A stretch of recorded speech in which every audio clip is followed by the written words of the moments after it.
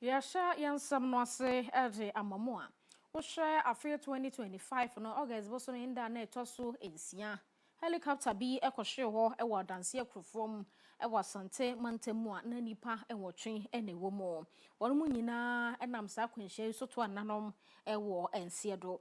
E wo wiemhyen ni mu no na Dr. Edward Omane Boama ona sabe no yeso afo hye ye bambo ensam so no ogum. Afi Dr. Ibrahim Mutala Muhammad no yeso afo hye yatena yemu nsem no ka ho. Oral Haji Muniru Muhammad no ye acting deputy National Security Coordinator. Dr. Samuel Sapon no ye NDC Vice Chairman. Ora Samuel Abuaje no so kaneno oginemu se obeye emrahwebedwani e wo boase empotemu sanso na squadron leader Peter Bafemi Anala no so eka ho bi oye Ghana Air Force pilot.